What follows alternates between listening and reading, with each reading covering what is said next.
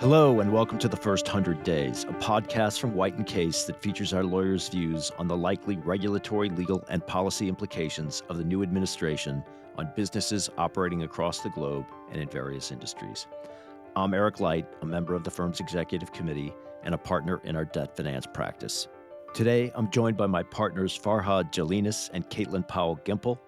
Farhad is based in Washington, D.C., and Caitlin is jointly based in Milan and New York. Farhad, Caitlin, can you give us a quick description of your practices?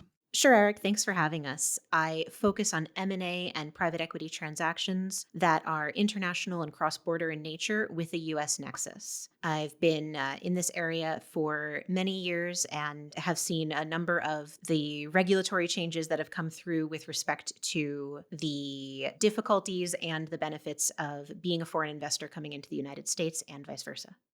And I'm Farhad Jalinous. I've been a CFIUS lawyer, which is the U.S. process for foreign direct investment screening, for the past 32 years. There are really two things to my practice. One of them is that I help foreign companies get approval from the U.S. government for inbound investments into the United States, which is the CFIUS process. But I also help foreign-owned companies get security clearances to do classified work for the U.S. government under the various industrial security programs that are managed by various agencies of the U.S. government, including the Department of Defense, the Department of Energy, and the intelligence community. And it's a pleasure to be here. Great. Maybe just to kick things off, could you give me a quick description or explanation about CFIUS? Sure. So CFIUS is the Committee on Foreign Investment in the United States. It reviews foreign direct investments into the United States by foreign sources. The process has been around since 1988.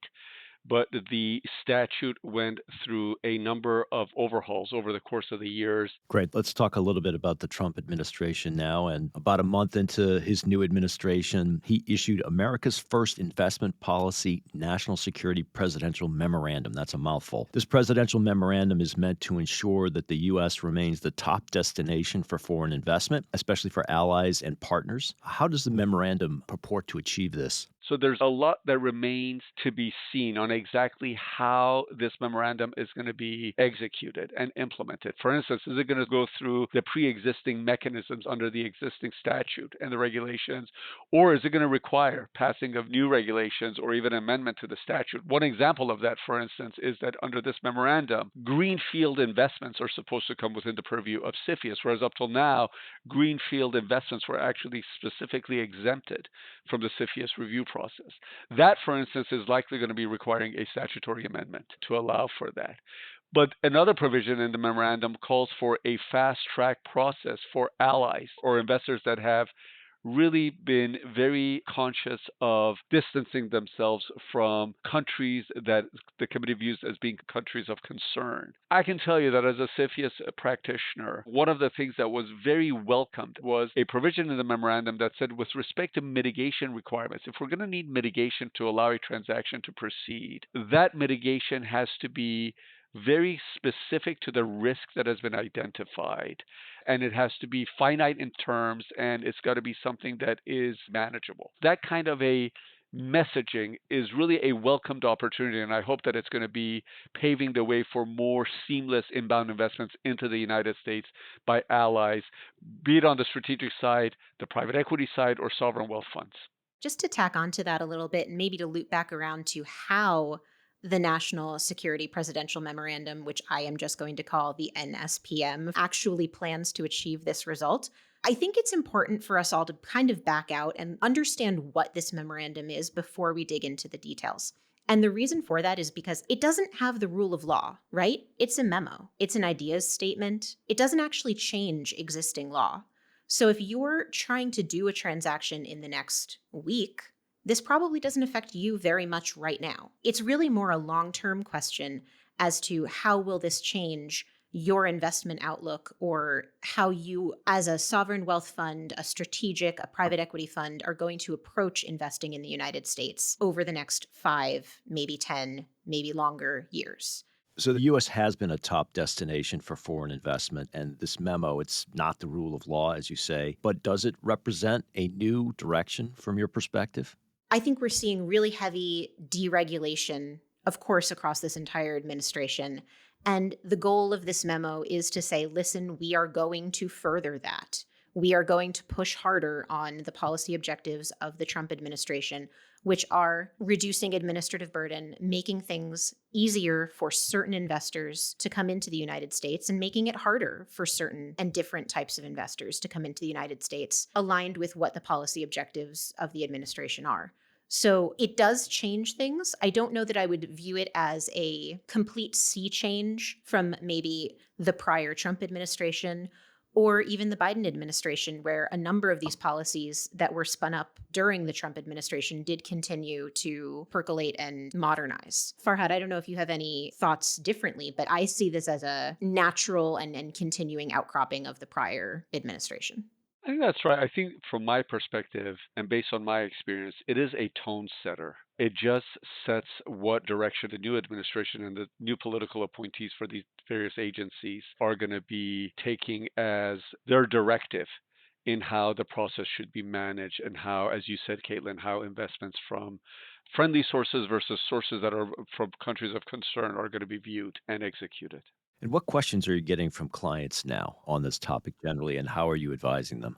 I think the biggest question I'm getting is what's going on and what should I do? And the answer is wait, don't freak out. So if clients are feeling lost and confused, which they are, I would encourage all the clients to just take a pause and realize that all of this will have to be implemented in an orderly way. What that really means is if you're trying to invest in the United States, you need to look at your time horizon. Are you trying to do it now in the next 3 months? Are you trying to do it next year? Are you trying to do it in 5 years? Because if you are trying to invest in the United States before the ideas that were set forth in the NSPM are implemented, you can largely act under the prior regime. You can move very quickly.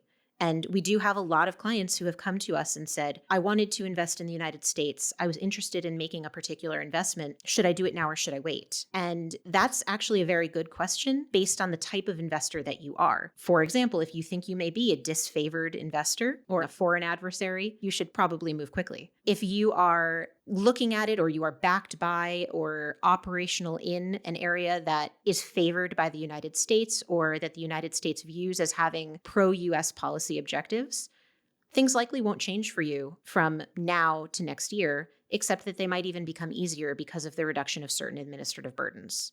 The overwhelming question that we've been getting from clients in our team is what do I need to do to benefit from the fast track and get into that category?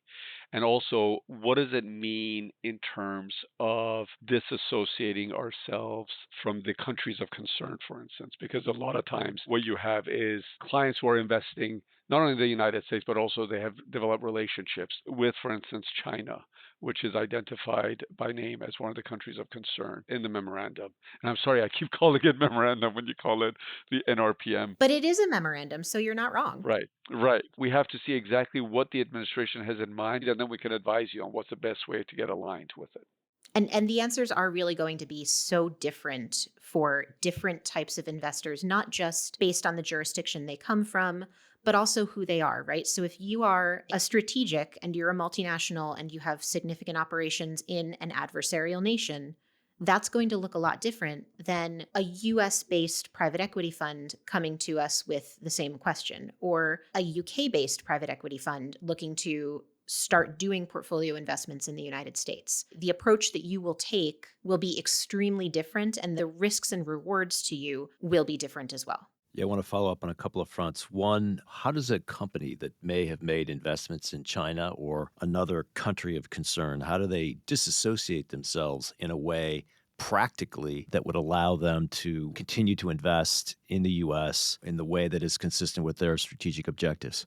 That's going to be ultimately the biggest challenge that these companies are going to face because it's not something that you can do a clean cut. It's going to be more a question of do you recognize the risks that are associated with investing in different parts of the world? And how can you give comfort to the US authorities that where you are located and how you've done your past investments is not going to create a risk, for instance, with respect to transfers of technologies and alignment and being under the sphere of influence of an adversarial country? So we've talked a bit about countries of concern, and I understand that there's a differing treatment based on what your nexus to that country might be. But I want to come back again to the types of investors and how that may impact their view. So in the current environment, is the approach that a corporate or strategic investor might take meaningfully different from that of a financial investor, like a private equity or sovereign wealth fund? Yeah, it absolutely is. If you are a strategic, a multinational that has operations in all sorts of different countries, you are fundamentally seeking to increase your synergies, your efficiencies, make things easier to flow across borders. That's potentially a risk now in certain scenarios and in certain jurisdictions. And so when you're thinking about not just doing a transaction in the United States, but doing a transaction somewhere else or operating your business somewhere else, you now need to think about how you can set it up in a way that allows you to credibly and reasonably separate out, as Farhad was just saying, critical technology, decision-making capacity from being accessible to the US or being accessible to a hostile jurisdiction or an adversarial nation. And what that's going to mean is if you think you want to invest in the US and you have a lot of operations outside the US, you should start thinking about how you're sectioning off flow of intellectual property into China now, so that you have a track record of walling off intellectual property for when you go try to do an investment in the United States. You should be looking at, can I set up different decision-making trees, different organizational structures that allow me to credibly say, this is the entity and this is the group that makes decisions for the United States, and it's a completely separate group of individuals with a completely separate access to information than the individuals who are making decisions in adversarial nations. So a lot of this is, while not yet the rule of law, things that we can think about and things that we can get ahead of that will make it easier for people to credibly say, we're separate. It's already easy or easier if you're a private equity fund because they've been doing this forever. Right? You set up your fund, you have portfolio companies. Everybody knows those portfolio companies are completely different from one another, and you hold them separately. That model I see as being something that is going to be brought over to strategic business divisions in a much more rigorous way. The one additional point that I think that we emphasize a lot also is separability of supply chains. That whatever you are going to be doing with respect to your US customers, for instance, may need to have a different supply chain than what you would be doing with the supply chains that you're using somewhere else in the world. I also agree, Caitlin, that with private equity, that's going to be very much a model to the extent possible for strategics to adopt. I think the real challenge is going to be with sovereign wealth funds, where it's a business objective and an economic objective, but there's also an alignment of what is going on with the policies of the sovereign and what direction they want to go in terms of alignment on the geopolitical stage. Yeah, I think that's absolutely right, Farhad. We're probably going to see a lot of really bespoke transactions backed by sovereign wealth funds and some real scrutiny there. So we've been talking about a friendlier climate for certain foreign investors who are allies of the U.S., but the presidential memorandum clearly is not equally friendly to all countries and sectors. Can you give me some insights into what does it exactly say about these countries of concern? Just so we know which foreign adversaries we're talking about, the administration is very blunt about this. They listed them out. It's the People's Republic of China. They explicitly included Hong Kong and Macau.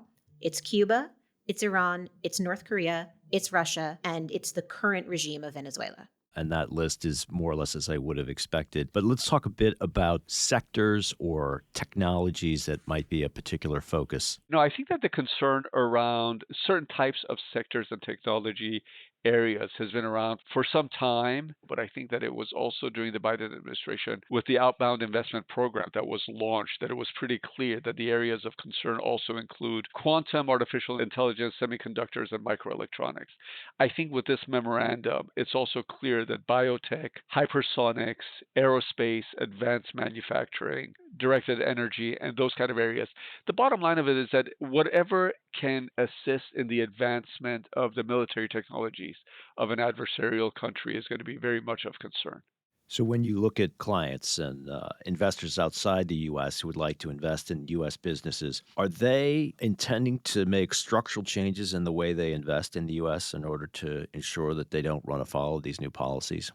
Yeah, this is something that we are seeing a lot with respect to how companies in particular are structuring themselves, and then also how investors, whether they are strategics or funds, are looking to structure investments. I know we talked a little bit earlier about how companies can kind of get ahead of this and structure themselves. So maybe here I'll talk about foreign investors potentially who have involvement with adversarial nations, or really just any multinational investor who doesn't want to come under scrutiny is thinking about this. The memorandum is very explicit that the administration will prioritize and look favorably on passive investors. So it's essentially saying, listen, we're happy to take your money, just don't expect to get anything back except more money. The idea is minimize what people can consider predatory investment, where you take the investment because you want control and you want to have access to critical technologies.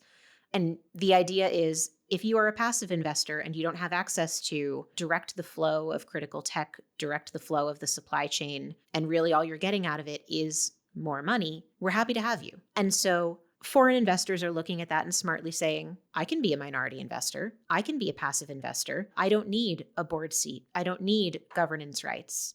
And a lot of this is accelerating investment trends that we're already seeing in M&A. I would say if the last 10, 20 years was about buyouts, the most recent 5 to 7 years has really been about minority investments. We will see a lot of really creative capital structures. We will see a lot of really creative consortium arrangements. We will probably see funds who are not US funds historically looking to open onshore funds in the United States so that they can better make it clear that they are linked to America and trying to invest in the success of America without having undue or unanticipated foreign interference. Let's talk a little bit about the memo and its intention to reduce some administrative burden. The Trump administration has talked a lot about increasing government efficiency and reducing bureaucracy. The presidential memo is similar in certain respects. It specifically mentions reducing the use of certain mitigation agreements. What are these agreements and what's the impact of the memo here? So just to give you context, the way that CFIUS conducts its analysis, it's a risk-based analysis. They look at the threat from the foreign source, the investor, the vulnerability of the target, and the consequence of that threat actor acting on that vulnerability, either intentionally or unintentionally, or a third party acting through the threat component on the vulnerability. And on that risk-based assessment, they then determine whether the transaction can be approved with or without remedies or mitigation requirements, or it has to be blocked. And so what remedies or mitigation they impose is, in principle at least, directed to address that risk in transactions where the government views that the transaction should be allowed to proceed, but that there should be measures undertaken to protect U.S. national security. And that has become a big source of contention with respect to investors from allied countries who get these kind of mitigation agreements that sometimes are in perpetuity as long as they own the asset, and impose all sorts of costs and obligations on them long after any conceivable national security concern has abided. That's a real issue that this provision is addressing. And can you give me some examples of the types of costs and obligations a mitigation agreement might impose? I'll give you one very common example. For instance, when it's a question of protecting data or technology, oftentimes these mitigation agreements require a logical and physical separation of the servers and systems of the target company from the rest of the organization. That creates real challenges because you cannot integrate, you cannot achieve cost efficiencies. That becomes problematic. Another one, for instance, is with respect to the appointment of third party monitors to ensure the enforcement of the mitigation agreement. Monitors can be quite expensive and they can be quite inefficient under certain circumstances. So, really, again, it comes back to this risk based analysis that you described and taking a look at, in certain cases, the types of mitigation agreements that might have been historically imposed. That's the idea. If you're going to have mitigation, it really should address specifically the national risk concern that has been identified, and it should be proportionate to that. And have you seen clients just decline to proceed with the transaction because the scope of the mitigation agreement was just considered too oppressive? I'm glad to report that for the most part, clients have been willing to accept our recommendations of the mitigation risk and act accordingly. Yeah, Farhad, I actually feel like you've saved me a bunch of times on stuff like this because it is really a leverage point, right? This is a thing that is pretty heavily negotiated if you know that there's going to be a CFIUS issue. or there could potentially be a CFIUS issue. And a lot of what we do when we're negotiating transactions is make sure that we internally are arming our client to fully understand what the quantum of the risk is, so that if we have to give something in the legal documentation that is not the full walk right that we would like, we're doing it completely eyes wide open because we have a really good understanding of the risk. Eric, let me add something to that. It's not really specific to CFIUS, but I think it's very important to consider that it's now not just about CFIUS. It's foreign direct investment screening. And different countries are having their own foreign direct investment screening mechanisms that they have either put into place or have ratcheted up pre-existing ones that really need to be considered where the targets have activities in those different countries. So that it's not like you address the CFIUS issue, but then run into a formidable problem in another country where the target business is going to be frustrated because of remedies or block risk. This is true. When we're talking about multi-jurisdictional transactions, yes, the US is relevant. Yes, CFIUS is important, but this is a global review and this is a global trend. If you are operating globally, nearly every country in the world is putting in place similar rules and restrictions. And it's something that we need to be aware of for every transaction. I don't think that it is the US being an outlier here. If anything, I think we are a little bit reactionary in this. I want to take us back to a topic that we touched on at the beginning. I understand that the memo is a tone setter. It's not the rule of law. So from a practical standpoint, what needs to happen in order for the ideas that are set forth in this memo to be implemented? So, in order to actually make policy changes or regulatory changes, I think we're going to have to be looking to Treasury and to the EPA when we're talking about environmental review, because the memorandum does mention expedited environmental review for transactions over $1 billion. We will probably be looking at the Department of Labor, for example. All of these different entities are going to have to put into place their own regulations.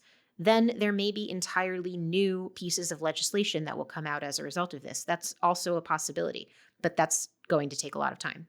I agree with that. I think that we have the mechanisms and the agencies to be executed on a great part of this. And so hopefully we're going to see that happen sooner rather than later. But there are portions, as the example that I gave was greenfields falling within the jurisdiction of CFIUS. That, in my view, at least will need some kind of a statutory amendment. But there's a great deal that can be done under the pre-existing structures that we have. We talked a little bit before about the Outbound Investment Program, so I want to touch on that quickly. Looking at U.S. outbound investments, and particularly into China, what do you expect here? With this memorandum and what we are hearing generally, there is an expectation that the outbound investment program is going to extend beyond the sectors that it reaches right now, which is really limited to quantum, artificial intelligence, and semiconductors and microelectronics. And in fact, the memorandum spells out other sectors that are under consideration, which is biotech, hypersonics, aerospace, and others. So I think that there is going to be an expansion of that program. And I'm not sure to what extent it's going to expand beyond right now PRC, which is identified as the country of concern where the OIP reaches. But I think that with respect to PRC, we should expect there will be an expansion. So it really comes down to anything that touches on national security could well be swept up in an expansion of the sectors there. That's correct. I want to move quickly to tariffs and a better understanding of what impact the imposition of tariffs might have on your business. According to Bloomberg, deal count is the lowest we've seen in years. From what I'm hearing, boardrooms appear to be unsettled by the current environment and are taking a bit of a wait-and-see approach. What's your take on the impact on your business and how clients are seeing this? Really, I've talked to a lot of clients about this. We've had a number of what should we do about tariffs sessions. And generally, the approach is we need to wait and see. The global supply chain is going to become a little bit less global now, right? A lot of clients who make stuff and need to send it into the United States now need to figure out how much of that stuff needs to already be in the United States in order for them to continue selling their product at a reasonable rate. And so this is definitely a planning time. People have been asking, because M&A is down, are you guys not busy? And the answer is no, we're so busy. We're doing the planning. We're doing the corporate stuff that allows us to get ready to do deals. And I think that's really where a lot of my clients are right now, is huddled up in a boardroom, huddled up on calls, trying to figure out exactly how to react, not specifically to the imposition of any particular tariff or the non-imposition, as the case may be, but in a world where we know that this is a possibility, how should we react? How should we differentiate our supply chain so that we can still have access to the markets that we want to?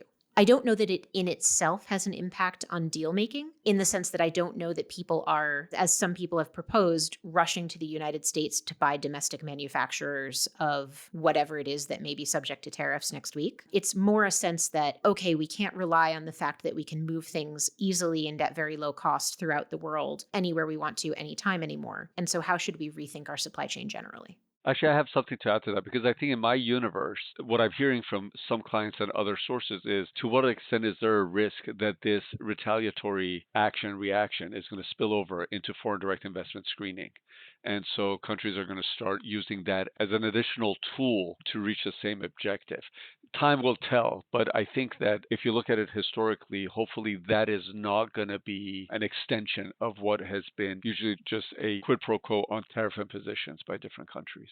Yeah, I couldn't help but notice the irony in that, in some respects, the change in CFIUS is opening up opportunities for our allies, yet at the same time, we're smacking them with tariffs. Clearly, there's some tension going on there, but you could see how it could become weaponized if we went down that path. So, I think one of the things that we are seeing is that because of the potential imposition of tariffs and the more protective stance generally that the United States is taking with respect to products being produced in the United States and sold in the United States, is that before some of these regulatory changes come into effect, some people are saying, well, now stuff that's already in the United States or businesses that are already in the United States are much more valuable.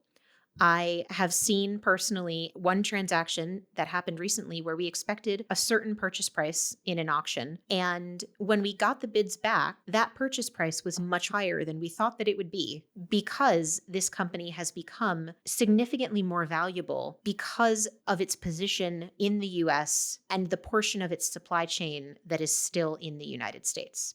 That's super interesting, Caitlin. So it sounds like potentially the price point for a U.S. business could increase from the perspective of a non-U.S. investor, just in order to create a beachhead here for operations on a go-forward basis in what could be a more hostile environment down the road. That's exactly right. And we think that's kind of a space to watch. I'm looking for a history lesson now. A new administration is always a time of change.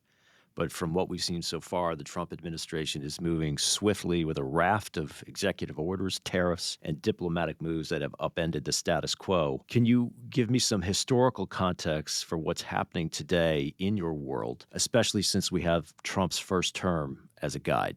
I think generally speaking, it seems to me that Trump version 2 took a lot of lessons from Trump version 1. And I think it's very fair to say that whatever historically I've been able to observe over 30 years doing this, it was just a progression of administrations that came and went. And Trump 1 was certainly disruptive in the approach. And this one continues to be disruptive, but not as shocking because it's just more predictable given that what we saw in the first administration. One thing I must tell you is that Trump 1, the political appointees and the key agencies of CFIUS, it took forever for them to get nominated and for them to get confirmed. And that had a direct impact on the comfort level of staffers in approving transactions that were sensitive. We're seeing things progress more rapidly, at least so far in this administration, and hopefully that's going to continue. Many countries must want to invest in the U.S. It's the largest economy in the world. Is it possible that some of these policies can actually change the behavior of countries because they want to stay in the mix and be a part of Team USA who can make these investments?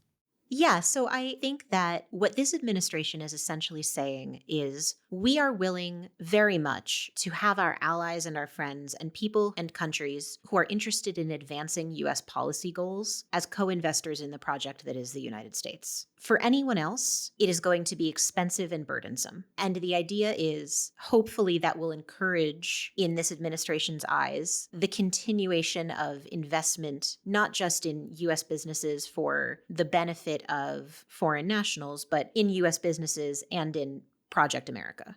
I think if you think about it, there might be three buckets. One of them are the ones that are clearly in the adversarial bucket, and the ones that are clearly in the ally bucket. Think about some of the Five Eye countries that still continue to squarely fall into this. I think the ones in the middle bucket are going to have a lot of soul searching to do, because the truth of the matter is, yes, the US is the biggest economy, but you can also not ignore the rest of the world and emerging markets that are becoming a formidable market and present formidable opportunities. So I think for those companies that are really in that middle bucket, they need to see how they can reconcile what their objectives are with what they're hearing.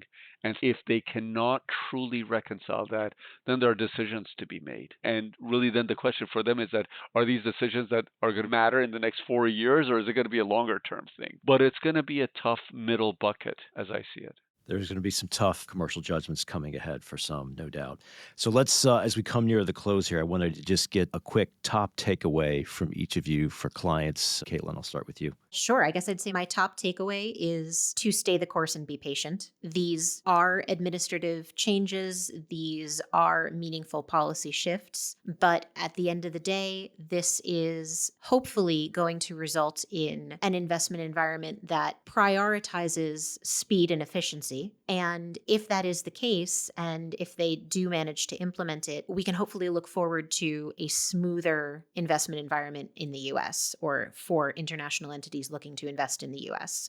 I agree with Caitlin. I think what it is signaling to clients is that if you're from an allied country and you are looking to invest here, we are going to make good on the slogan of the different administrations that we are open towards foreign direct investment into the United States. And I think over time, there have been times where that message has gotten a little more blurred or a little less blurred because of the mitigation that has been imposed, the nature of enforcement and compliance that has been imposed. From a deal perspective, I think I might also just add that we all know that deal making thrives in an environment of certainty and consistency. And this is clearly not that moment. We are going through a large scale shift in US foreign policy and US investment policy. But these sound bites, the policy memorandums that have come out, are intended to streamline things. And so generally, while we do see this uncertainty and we see this period of change, this is not something that has never happened before. We kind of just have to keep putting one foot in front of the other while these changes come into place.